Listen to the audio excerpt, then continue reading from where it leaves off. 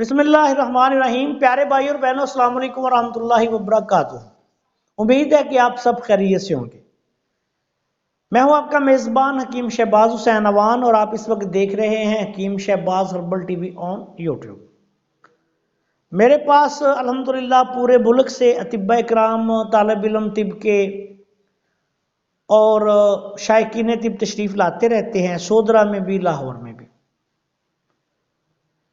पिछले दिनों कुछ अतिब्बा इकराम तशरीफ़ लाए और उन्होंने कहा कि जो हमारी तिब में इस्तेमाल होने वाली कसरत से अद्वियात हैं,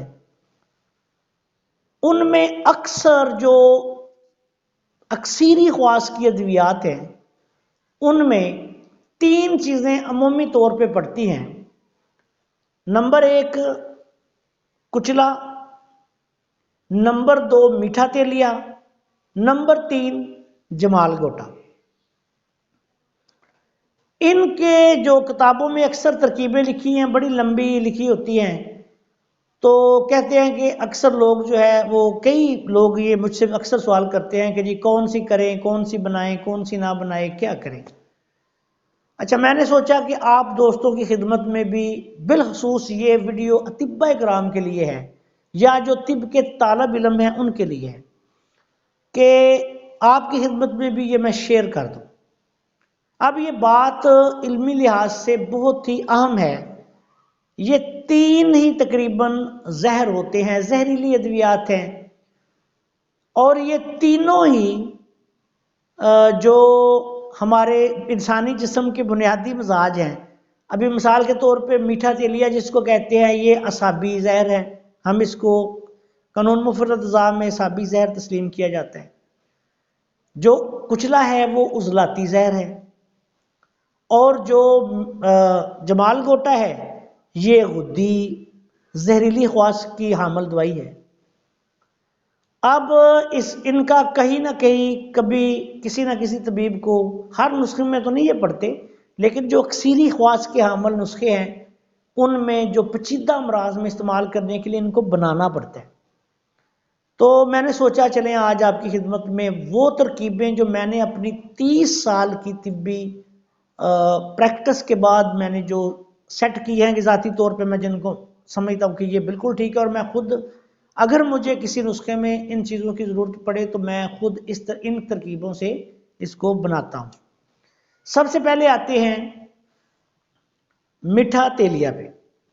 मीठा तेलिया जो है आपने ऐसे करना है कि 5 तोले मीठा तेलिया ले लें, उसको मोटा मोटा कूट लें, ये उंगली के पोरों के बराबर बराबर या इससे थोड़ा छोटे उसके टुकड़े कर लें।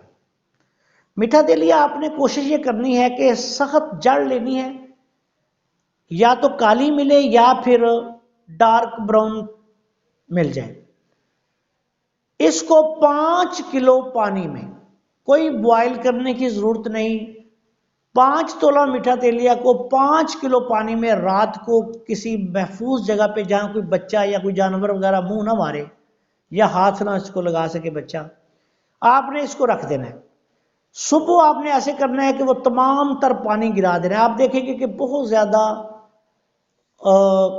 दवाई का कुछ असर जो है ना वो इसमें शामिल हो जाएगा, और आपने इसको गिरा देना है।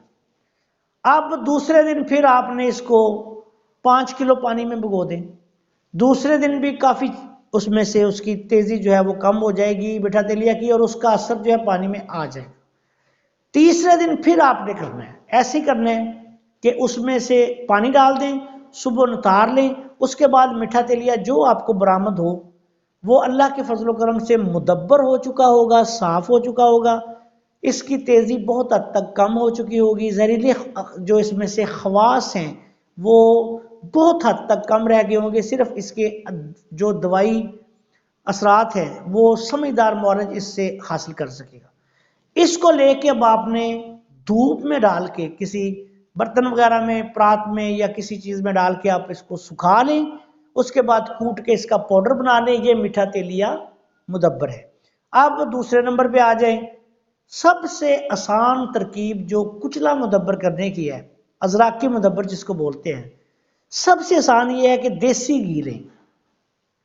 देसी घी लेके मिसाल के तौर पे आपने एक पाव फर्ज करें कुचला मुदब्बर करना है, तो 3-4 चम्मच देसी घी किसी बर्तन में तवे वगैरह पे डालें और उसके ऊपर वो कुचला साफ सुथरा जो है, जो गंदे दाने उसमें से हों वो निकाल दें, साफ सुथरा लेके उसमें फ्राई करना शुरू कर दें।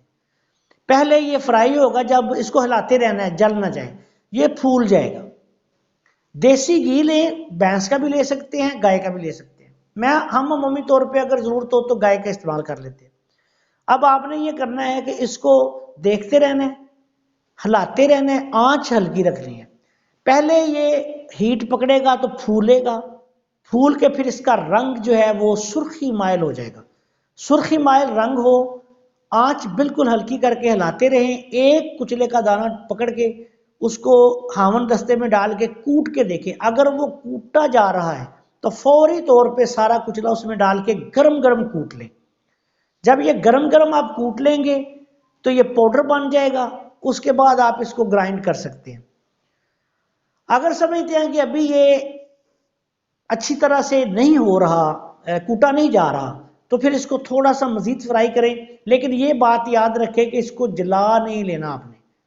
बाज लोग जो है वो इसी फ्राई के चक्कर में इसको बिल्कुल जला देते हैं। बिल्कुल नहीं जलाना, बल्कि इसको ब्राउन कलर का करके कूट लेना है। अब इसको अच्छी तरह कूट के पाउडर करके रखें, और जब भी किसी नुस्खा में शामिल करना हो तो फिर इसको इस्तेमाल करें। ये भी अल्लाह के फजल से कुचला मुदब्बर करने की आसान तरकीब है। अब आते हैं जमाल गोटा पे।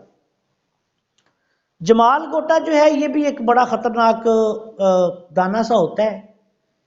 इससे बहुत ज़्यादा दस्त आते हैं, मिजाजी एतबार से ये गर्म खुश्क होता है। अगर इसको सही तरीके से मुदब्बर कर लिया जाए तो बेहद आला चीज़ है। कब्ज़ कुशा है, चार मुसल है, यानी गुद्दी उजलाती गर्म खुश्क मिजाज का मुसल है। इसको जब्बो लोटा भी कहा जाता है पंजाबी में। अगर इसको अच्छे तरीके से साफ ना किया जाए, मकदार ज़्यादा इस्तेमाल कर दी जाए, तो फिर ये बहुत ही तबाही करता है। एक दाना खाने से या थोड़ी मकदार में इस्तेमाल करने से, अगर आप थोड़ी सी ज़्यादा मकदार इस्तेमाल कर लें और ये अगर मुदब्बर ना हो, तो ये असहाल इस कदर लाता है कि मरीज़ का पानी ख़त्म कर देते हैं। तो इसलिए इसको सिर्फ मुस्तनिद मुआलिज अतिब्बा इकराम, मेरी ये तीनों जो चीज़ें मैं बता रहा हूँ ये सिर्फ अतिब्बा इकराम के लिए, आम आदमी इसको इनको हाथ भी ना लगाए। तो ये जमाल गोटा आपने ऐसे करना है कि सबसे पहले आप जमाल गोटा लें। जमाल गोटा लेने के बाद उसको थोड़ा थोड़ा सा कूटे, थोड़ा थोड़ा से उस पर चोट हल्की हल्की लगानी है, उसका छिलका उतर जाए। छिलका निकाल के उसके आपने मगज निकाल लेने। अब मगज जो है, मगज जमाल गोटा जो गिरी उसमें से निकलेगी, वो अगर 50 ग्राम है तो आपने उनको 2 किलो दूध में डाल के तकरीबन इतना उसको बॉयल करें दूध को कि दूध 1 किलो रह जाए। उसके बाद आपने ऐसे करना है कि उसको रख देना है। रखने के बाद रात को रख दे, सुबह सारी रात वो उसमें रहे। सुबह अच्छी तरह मल छान के धो लें। धोने के बाद उसको दरमियान में से काटें। जब उसके आप दरमियान में से काटेंगे तो उसमें से ये छोटा सा पत्ता होता है। जब ये पौधा ऊपर यानी परवान नमी पकड़ के उसकी परवरिश होती है तो उसमें से वो जो निकलता है वो छोटा पित्ता होता है, उसको हम पित्ता इसका कहते हैं, ये पत्ता कह लें आप। वो निकाल के अलग अलग करते जाएं। जब ये काम हो जाए तो उसके बाद आपने ये करना है कि सारे ये मुदब्बर हो गया। अब इसको फिर एक दफ़ा आपने क्या करना है, ये करने के बाद इसको दोबारा, ये 50 ग्राम मुदब्बर कर लिया, अब इसको 1 किलो दूध में आपने दोबारा फिर इतना पकाना है कि दूध आधा किलो रह जाए। जब ये दूध आधा किलो रह जाएगा उसके बाद आप इसको अच्छी तरह धो के साफ करके, ये आपका जमाल गोटा मुदब्बर हो गया। ये इस पे थोड़ी मेहनत ज़्यादा करनी पड़ती है, ये चीज़ भी बड़ी ख़तरनाक है। वो अपनी जगह पे पहले जहर है, लेकिन ये भी बड़ी जहरीली चीज़ है। अब ये आप अपने नुस्खों में डालें और इसको सिर्फ मुस्तनद मुआलिज, जो तबीब गवर्नमेंट ऑफ पाकिस्तान से रजिस्टर्ड मुआलिज है, हुकूमत पाकिस्तान से रजिस्टर्ड है, वो इस्तेमाल करे। वही इस्तेमाल करने का अहल है, दूसरा बंदा इसको हाथ भी ना लगाए, वरना नुकसान उठाएगा। ये तरकीब मैंने ऐसे तिब्बा कराम के लिए जो अक्सर मुझसे पूछते रहते हैं, तो उनकी खिदमत में मैंने बयान कर दी हैं। आखिर में इस दुआ के साथ कि अल्लाह ताला हम सब के इल्म और अमल में बरकत अता फरमाए, आपसे इजाज़त चाहता हूँ। अस्सलाम वालेकुम व रहमतुल्लाहि व बरकातहू।